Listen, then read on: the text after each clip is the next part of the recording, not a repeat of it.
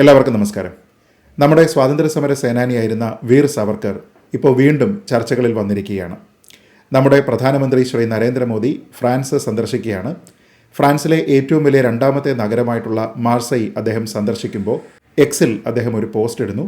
ആ പോസ്റ്റിൽ അദ്ദേഹം ഓർത്തെടുക്കുന്നത് മാർസെയ് എന്ന നഗരവും അവിടെ ഉണ്ടായിരുന്ന മനുഷ്യരും എങ്ങനെയാണ് വീർ സാവർക്കറിനെ സംരക്ഷിക്കാനായി ശ്രമിച്ചത് എന്നാണ്. ഇതുമായി ബന്ധപ്പെട്ട് പൊളിറ്റിക്കലായിട്ടുള്ള പല ആരോപണങ്ങളും പ്രത്യാരോപണങ്ങളും ഒക്കെ തന്നെ തുടങ്ങിയിരിക്കുകയാണ്. അത് ഇനി അങ്ങനെ നിർലോഭം തുടർന്നു പോകും എന്ന കാര്യവും നമുക്കറിയാം. എന്നാൽ പ്രധാനമന്ത്രി പറഞ്ഞതിൻ്റെ ചരിത്ര പശ്ചാത്തലം എന്താണ്? എന്ത് സഹായമാണ് ഫ്രാൻസുകാർ നമ്മുടെ സ്വാതന്ത്ര്യ സമരത്തിന് നൽകിയത്? വീർ സാവർക്കറിനെ സംരക്ഷിക്കാനായി അവരുടെ ഭാഗത്തു നിന്ന് എന്തു പ്രവർത്തനമാണ് ഉണ്ടായത്? ആരൊക്കെയാണ് അതിന് ചുക്കാൻ പിടിച്ചത്? തുടങ്ങിയ കാര്യങ്ങളാണ് ഈ വീഡിയോയിൽ പരിശോധിക്കുന്നത്. തുടർന്ന് കാണുക. 1910 വീർ സാവർക്കർ ലണ്ടനിൽ വെച്ച് അറസ്റ്റിലാകുന്നത്. അറസ്റ്റ് ചെയ്തതിന് ശേഷം മോറയ എന്ന പേരിലുള്ള ഒരു കപ്പലിൽ അദ്ദേഹത്തെ ഇന്ത്യയിലേക്ക് ബ്രിട്ടീഷുകാർ കൊണ്ടുവരികയായിരുന്നു. ഫ്രഞ്ച് നഗരമായ മാഴ്സയുടെ തീരത്ത് എത്തുമ്പോൾ ആ പോർട്ടിലേക്ക് ഈ കപ്പൽ അടുപ്പിക്കുന്നു. അങ്ങനെ കപ്പൽ അടുപ്പിക്കാൻ ശ്രമിക്കുന്നതിനിടെ സാവർക്കർ കടലിലേക്ക് ചാടുകയും ഫ്രഞ്ച് തീരത്തേക്ക് അദ്ദേഹം നീന്തി അണയുകയും ചെയ്യുന്നു. അദ്ദേഹം ഫ്രാൻസിൽ തനിക്ക് അഭയം കിട്ടും എന്നാണ് പ്രതീക്ഷിച്ചത്. അതിൻ്റെ പേരിലാണ് അദ്ദേഹം അവിടേക്ക് കയറാനായി ശ്രമിച്ചതും. എന്നാൽ തീരത്തണഞ്ഞ സാവർക്കറെ ഫ്രഞ്ച് പോർട്ട് അധികൃതർ കസ്റ്റഡിയിലെടുക്കുകയും തുടർന്ന് കൈമാറ്റം ചെയ്യേണ്ടി വരികയും ചെയ്യുന്നു. അതോടെ ബ്രിട്ടൻ അദ്ദേഹത്തെ അറസ്റ്റ് ചെയ്ത് വീണ്ടും അവിടെ നിന്ന് കൊണ്ടുപോകാനായിട്ട് ശ്രമിക്കുകയും ചെയ്യുന്നു. ഇതേ തുടർന്ന് അവിടെ വലിയ പ്രക്ഷോഭമുണ്ടാവുകയാണ്. ഫ്രഞ്ച് ഗവൺമെൻറ് ഈ വിഷയത്തിൽ ഇടപെടുന്നു. ഫ്രഞ്ച് ഗവൺമെൻറ് ഇതിൽ ഇടപെടുന്നതിന് കാരണമായത് പാരീസ് ഇന്ത്യൻ സൊസൈറ്റി എന്ന പേരിൽ അവിടെ പ്രവർത്തിച്ചിരുന്ന ഒരു സംഘടനയാണ്. ഇന്ത്യൻ ദേശീയ പ്രസ്ഥാനവുമായി ബന്ധപ്പെട്ട് പാരീസിൽ സ്ഥാപിതമായ സംഘടനയാണ് പാരീസ് ഇന്ത്യൻ സൊസൈറ്റി. മാഡം കാമ എന്ന പേരിൽ നമ്മൾ അറിയുന്ന ഭിക്കാജി റുസ്തം കാമ, SR റാണ എന്നിവർ തുടങ്ങിയ പ്രസ്ഥാനമാണിത്. സാവർക്കർ ഫ്രഞ്ച് തീരത്ത് അണഞ്ഞു എന്നതിനെക്കുറിച്ച് അറിഞ്ഞിട്ടും അവിടെ നിന്ന് ബ്രിട്ടീഷുകാർ അദ്ദേഹത്തെ വീണ്ടും അറസ്റ്റ് ചെയ്ത് കൊണ്ടുപോകാനായി ശ്രമിക്കുന്നു എന്നതും മനസ്സിലാക്കിയ സമയത്ത് മാഡം കാമ, MPT ആചാര്യ, ഹർദയാൽ എന്നീ ആൾക്കാർ അവിടെ വലിയൊരു പ്രക്ഷോഭത്തിന് തുടക്കം കുറിക്കുകയാണ്. ഫ്രഞ്ച് സോഷ്യലിസ്റ്റുകൾ വഴി ഫ്രഞ്ച് ഗവൺമെന്റിനെ സ്വാധീനിക്കാനാണ് അവർ ശ്രമിച്ചത്. സാവർക്കറെ അറസ്റ്റ് ചെയ്തിരിക്കുന്നത് അന്താരാഷ്ട്ര നിയമങ്ങളുടെ ലംഘനമാണ് എന്നും ഫ്രാൻസിന്റെ പരമാധികാരത്തെ ചോദ്യം ചെയ്യുന്ന നടപടിയാണ് എന്നും പാരീസ് ഇന്ത്യൻ സൊസൈറ്റി വാദിച്ചു. ഈ വാദം ശരിയാണ് എന്ന് കണ്ട് തിരിച്ചറിഞ്ഞ ഫ്രഞ്ച് സോഷ്യലിസ്റ്റുകൾ ഈ മൂവ്മെന്റിന് ഒപ്പം നിൽക്കുകയും ചെയ്തു. അങ്ങനെ അവരുടെ ആവശ്യത്തെ തുടർന്ന് സാവർക്കറെ പിന്തുണയ്ക്കുന്നതിന് വേണ്ടി ഫ്രഞ്ച് ഗവൺമെന്റ് തീരുമാനിക്കുകയും ചെയ്തു. അങ്ങനെ ഔദ്യോഗികമായി സാവർക്കറെ തിരിച്ചു കിട്ടണമെന്നും അദ്ദേഹത്തെ അവിടെ നിന്ന് അറസ്റ്റ് ചെയ്ത് കൊണ്ടുപോകുന്നത് ഫ്രാൻസിന്റെ പരമാധികാരത്തിനോടുള്ള വെല്ലുവിളിയാണ് എന്നും ഫ്രാൻസ് പറയുകയും എന്നാൽ അതിന് വഴങ്ങിക്കൊടുക്കാൻ ബ്രിട്ടൻ തയ്യാറാകാതിരിക്കുകയും ചെയ്തു. എന്നാൽ ഈ വിഷയം എസ്കലേറ്റ് ചെയ്തതോടുകൂടി അത് രണ്ട് രാജ്യങ്ങൾ തമ്മിലുള്ള ഒരു വിഷയമായതുകൊണ്ട് തന്നെ ഈ വിഷയം ആർബിട്രേഷന് വരുന്നത് ഹേഗിലുള്ള അന്താരാഷ്ട്ര നീതിന്യായ കോടതിയിലാണ്. അങ്ങനെ പെർമനന്റ് കോർട്ട് ഓഫ് ആർബിട്രേഷനിലേക്ക് ഈ കേസ് എത്തുന്നു. ഈ കേസിൻ്റെ വളരെ വിശദമായിട്ടുള്ള വാദം അവിടെ നടന്നു. അവസാനം ആ വാദത്തിൽ ബ്രിട്ടനാണ് ജയിക്കുന്നത്. അങ്ങനെ സാവർക്കറെ അവിടെ നിന്ന് ഇന്ത്യയിലേക്ക് കൊണ്ടുവരാനായി ബ്രിട്ടന് അനുവാദം ലഭിക്കുകയും ചെയ്തു. ഫ്രാൻസ് എല്ലാ കാലവും ഫ്രഞ്ച് പൗരന്മാർക്കും ഫ്രാൻസിൽ ജീവിക്കുന്ന ആൾക്കാർക്കും നൽകിയിരുന്ന അഭിപ്രായ സ്വാതന്ത്ര്യത്തിനെ പരമാവധി ഉപയോഗപ്പെടുത്തിയാണ് MPT ആചാര്യയെ പോലെയുള്ള ആൾക്കാർ സാവർക്കറിന് വേണ്ടി ക്യാമ്പയിനുകൾ നടത്തിയത്. അതിൻ്റെ ഫലമായി ഫ്രഞ്ച് സോഷ്യലിസ്റ്റുകളും വിദേശകാര്യ വിദഗ്ധരും അടക്കമുള്ള ആൾക്കാർ ഈ ക്യാമ്പയിനിൽ ജോയിൻ ചെയ്യുന്നു. അതിനെ തുടർന്ന് വളരെ ശക്തമായ ഒരു പൊതുജന അഭിപ്രായം സാവർക്കർക്ക് അനുകൂലമായി ഫ്രാൻസിലുണ്ടാവുകയും ചെയ്തു. അന്താരാഷ്ട്ര നീതിന്യായ കോടതിയിലുണ്ടായിരുന്ന ഏറ്റവും പ്രധാനപ്പെട്ട നിയമപ്രശ്നം ബ്രിട്ടൻ അറസ്റ്റ് ചെയ്ത സാവർക്കറെ ഫ്രഞ്ചുകാരുടെ ആവശ്യത്തെ തുടർന്ന് അവിടെ തിരിച്ചു നൽകേണ്ടതായിരുന്നോ എന്നതാണ്. കാരണം അങ്ങനെ ആയിരുന്നുവെങ്കിൽ ഒരുപക്ഷെ സാവർക്കർക്ക് അവിടെ രാഷ്ട്രീയ അഭയം ലഭിക്കുന്ന സാഹചര്യവും ഉണ്ടാകുമായിരുന്നു. 1911 ഫെബ്രുവരി 24 അന്താരാഷ്ട്ര നീതിന്യായ കോടതിയുടെ വിധി വരുന്നത്. ആ വിധിയിൽ ഘടകവിരുദ്ധമായിട്ടുള്ള 2 വലിയ പ്രസ്താവനകളുണ്ടായിരുന്നു. അതിലൊന്നാമത്തേത് സാവർക്കറെ ബ്രിട്ടൻ അറസ്റ്റ് ചെയ്ത രീതി ശരിയായിരുന്നില്ല എന്നുള്ള ഒരു കണ്ടെത്തലാണ്. അതിൽ വളരെ വലിയ ഇറഗുലാരിറ്റീസ് ഉണ്ടായിരുന്നു എന്ന് കോടതി കണ്ടെത്തി. എന്നാൽ സാവർക്കറെ വിട്ടുകൊടുക്കാൻ വേണ്ടി കോടതി ബ്രിട്ടനോട് നിർദ്ദേശിച്ചുമില്ല. അതിൽ അന്താരാഷ്ട്ര നിയമങ്ങളുടെ ലംഘനം ഉണ്ടായിട്ടില്ല എന്ന് കോടതി കണ്ടെത്തി. അതേ തുടർന്ന് ബ്രിട്ടൻ അവരുടെ അറസ്റ്റുമായി മുന്നോട്ട് പോവുകയും ചെയ്തു.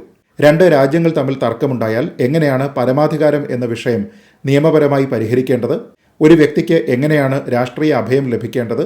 2 രാജ്യങ്ങൾ തമ്മിൽ ഒരു വ്യക്തിയുടെ എക്സ്ട്രഡിഷനുമായി ബന്ധപ്പെട്ട് തർക്കങ്ങളുണ്ടായാൽ അത് എങ്ങനെ പരിഹരിക്കപ്പെടണം എന്നീ കാര്യങ്ങളുമായി ബന്ധപ്പെട്ട് അതുവരെ ഉണ്ടായിരുന്ന ഏറ്റവും പ്രധാനപ്പെട്ട അന്താരാഷ്ട്ര നിയമ തർക്കമായിരുന്നു ഫ്രാൻസും ബ്രിട്ടനും തമ്മിൽ സാവർക്കറുടെ പേരിലുണ്ടായത്. നമ്മുടെ നാട്ടിൽ മഹാരാഷ്ട്ര സർക്കാരിൻ്റെ ഏറ്റവും വലിയൊരു ആവശ്യം തന്നെ മാർസെയ് നഗരത്തിൽ സാവർക്കറുടെ അനുസ്മരണത്തിനായി ഒരു സ്മാരകമുണ്ടാകണം എന്നാണ്. ഇതുമായി ബന്ധപ്പെട്ട് കേന്ദ്ര സർക്കാർ മുൻകൈയെടുക്കണം എന്നുള്ള ഒരു ഡിമാൻഡ് അവിടെ മുന്നിലേക്ക് വെച്ചിരുന്നത് നിലവിൽ സ്പീക്കറായിട്ടുള്ള രാഹുൽ നർവേക്കറാണ്. ഇവിടെ ഒരു കാര്യം ഓർക്കുന്നത് കൗതുകകരമായിരിക്കും. ഞാൻ നേരത്തെ പറഞ്ഞതുപോലെ ബ്രിട്ടൻ സവർക്കറെ മോചിപ്പിക്കണമെന്നും അദ്ദേഹത്തിന് ഫ്രാൻസിൽ രാഷ്ട്രീയ അഭയം ലഭിക്കാനുള്ള അവകാശമുണ്ട് എന്നുമൊക്കെ വാദിച്ചിരുന്ന ഫ്രഞ്ച് സോഷ്യലിസ്റ്റുകൾ നിരവധിയായിട്ടുള്ള ആൾക്കാരുണ്ടായിരുന്നു. ആ സോഷ്യലിസ്റ്റുകളിൽ ഏറ്റവും പ്രധാനപ്പെട്ട 2 പേർ, ഒന്ന് ജീൻ ജൂറൈസ് എന്ന വ്യക്തിയാണ്. ഒരു രാജ്യം എന്നത് അവിടെയുള്ള ദരിദ്രരുടെ ഏറ്റവും പ്രധാനപ്പെട്ട അസറ്റാണ് എന്ന് വാദിച്ചിരുന്ന സോഷ്യലിസ്റ്റാണ് ജീൻ ജൂറൈസ്. ഫ്രാൻസിൽ നിന്ന് സവർക്കറെ ബ്രിട്ടൻ കസ്റ്റഡിയിലെടുത്തു എന്ന വാർത്ത അറിയുന്ന സമയം മുതൽ സവർക്കറെ മോചിപ്പിക്കുന്നതിന് വേണ്ടി മുൻനിരയിൽ നിന്ന ഫ്രഞ്ച് സോഷ്യലിസ്റ്റാണ് ജീൻ ജൂറൈസ്. രണ്ടാമത്തെയാൾ ജീൻ ലോംഗെയാണ്. ജീൻ ലോംഗെ എന്ന പേര് കേട്ട് കഴിഞ്ഞാൽ ഒരുപക്ഷെ ഇവിടെ അധികമാർക്കും അറിയുമായിരിക്കില്ല. പക്ഷേ അദ്ദേഹത്തിനെപ്പറ്റി മറ്റൊരു വിശേഷണം പറഞ്ഞാൽ ഇവിടെയുള്ള കമ്മ്യൂണിസ്റ്റുകൾക്ക് നിശ്ചയമായും അദ്ദേഹത്തിനെ പിടികിട്ടും. കാൾ മാർക്സിൻ്റെ ചെറുമകനാണ് ജീൻ ലോംഗ്വെ. പാരീസ് ഇന്ത്യൻ സൊസൈറ്റിയുടെ സ്ഥാപകയായ മാഡം കാമ സവർക്കറിന് വേണ്ടി ഹാജരാകാനുള്ള പവർ ഓഫ് അറ്റോർണി സംഘടിപ്പിച്ചതിന് ശേഷം അവരാണ് ജീൻ ലോംഗയെ സവർക്കറുടെ അഭിഭാഷകനാക്കിയത്. എന്നാൽ ഈ കേസ് അന്താരാഷ്ട്ര നീതിന്യായ കോടതിയിൽ എത്തുമ്പോൾ ഇത് 2 രാജ്യങ്ങൾ തമ്മിലുള്ള പ്രശ്നമാണ് എന്നതിനാൽ രാജ്യങ്ങളുടെ അഭിഭാഷകർ മാത്രമേ ഉണ്ടാകാൻ പാടുള്ളൂ എന്നാണ് നീതിന്യായ കോടതി അന്ന് കണ്ടെത്തിയത്. അതുകൊണ്ട് തന്നെ വ്യക്തിപരമായി സാവർക്കറെ പ്രതിനിധീകരിക്കാനുള്ള അവസരം ജീൻ ലോംഗയ്ക്ക് നിഷേധിക്കപ്പെട്ടു. എങ്കിൽ പോലും അദ്ദേഹം നിർബന്ധപൂർവ്വം താൻ മനസ്സിലാക്കിയിരിക്കുന്ന കേസിൻ്റെ വിവരങ്ങളെല്ലാം തന്നെ കൃത്യമായി ഒരു മെമ്മോറാണ്ടമായി തയ്യാറാക്കി കോടതിയിൽ ഏൽപ്പിക്കുകയും ചെയ്തു. അങ്ങനെ സാവർക്കറുടെ മോചനത്തിന് വേണ്ടി തന്നാൽ സാധ്യമായിട്ടുള്ള എല്ലാ കാര്യവും ചെയ്ത വ്യക്തിയാണ് കാൾ മാർക്സിൻ്റെ കൊച്ചുമോനായിട്ടുള്ള ജീൻ ലോംഗെ. ചുരുക്കി പറഞ്ഞാൽ ഇന്ന് സവർക്കറെ രാഷ്ട്രീയമായി ഏറ്റവും കൂടുതൽ വിമർശിക്കുന്ന, അദ്ദേഹത്തെ വ്യക്തിപരമായി പോലും അധിക്ഷേപിക്കുന്ന നിരവധി കമ്മ്യൂണിസ്റ്റുകാരുണ്ട്, സോഷ്യലിസ്റ്റുകളുണ്ട്. എന്നാൽ അവരെല്ലാവരും തന്നെ ഒരു കാലത്ത് സവർക്കറുടെ വിമോചനത്തിന് വേണ്ടി പ്രയത്നിച്ചിരുന്ന ആൾക്കാരായിരുന്നു എന്നുള്ളതാണ് ചരിത്രം. അതിൽ തന്നെ സാക്ഷാൽ കാൾ മാർക്സിൻ്റെ ചെറുമകൻ അദ്ദേഹത്തിനെ റെപ്രസെൻ്റ് ചെയ്യുന്നതിന് വേണ്ടി തയ്യാറാകുകയും ചെയ്തയാളാണ്. ഒരുപക്ഷെ 1990കളുടെ മധ്യം കഴിയുമ്പോൾ അടൽ ബിഹാരി വാജ്പേയി സർക്കാർ ഇന്ത്യയിൽ അധികാരമേറ്റെടുത്ത സമയം മുതലാണ് സാവർക്കറെ മറ്റു പാർട്ടികൾ എതിർക്കാൻ തുടങ്ങിയതും വ്യക്തിപരമായി അവഹേളിക്കാൻ തുടങ്ങിയതും.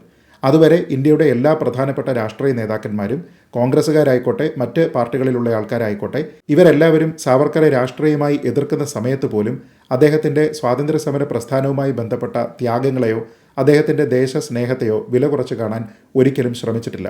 അതുകൊണ്ട് തന്നെയാണ് വളരെ പ്രധാനപ്പെട്ട കോൺഗ്രസ് നേതാക്കളായിട്ടുള്ള ഇന്ദിരാഗാന്ധി, ലാൽ ബഹാദൂർ ശാസ്ത്രി, KR നാരായണൻ, സാക്കിർ ഹുസൈൻ തുടങ്ങി നിരവധി ആൾക്കാരും, പ്രത്യേകിച്ച് മഹാരാഷ്ട്ര രാഷ്ട്രീയത്തിലുള്ള ഏതാണ്ട് എല്ലാ കോൺഗ്രസ് നേതാക്കന്മാരും ഒക്കെ തന്നെ സവർക്കറെ വാനോളം പ്രശംസിച്ചിരുന്നത്. എന്നാൽ BJP സർക്കാർ അധികാരത്തിൽ വന്നതോടുകൂടി, പ്രത്യേകിച്ച് പോർട്ട് ബ്ലെയറിലുള്ള വിമാനത്താവളത്തിന് സവർക്കറുടെ പേര് കൊടുത്തതോടുകൂടിയാണ് അദ്ദേഹത്തിനെ എതിർക്കുന്ന രീതിയിലത്തേക്കും വ്യക്തിപരമായി അദ്ദേഹത്തെ അവഹേളിക്കുന്ന രീതിയിലത്തേക്കുമുള്ള ഒരു പൊളിറ്റിക്കൽ നറേറ്റീവ് നമ്മുടെ രാജ്യത്തുണ്ടായത്. ഒരുപക്ഷെ BJP അവരുടെ സ്വന്തം നിലയ്ക്ക് പല രാഷ്ട്രീയ ഐക്കണുകളെയും സൃഷ്ടിക്കുന്നു എന്ന ഒരു തോന്നലുണ്ടായതുകൊണ്ടാകാം ആ പ്രവണതയെ എതിർക്കുന്നതിൻ്റെ ഭാഗമായി സവർക്കറെ അവഹേളിക്കാൻ മറ്റുള്ളവർ തീരുമാനിച്ചത്. നമ്മളൊരു കാര്യം ആലോചിച്ച് നോക്കുക, ഇന്നും നമ്മുടെ നാട്ടിൽ പല ആൾക്കാർക്കും സവർക്കർ അനഭിമതനാണ്. ഇന്ദിരാഗാന്ധി അടക്കമുള്ള പ്രധാനപ്പെട്ട കോൺഗ്രസ് നേതാക്കന്മാരെല്ലാവരും തന്നെ സവർക്കറെ വാനോളം പ്രശംസിച്ചിരിക്കുന്ന നിരവധിയായിട്ടുള്ള ലിഖിതങ്ങളുണ്ട്.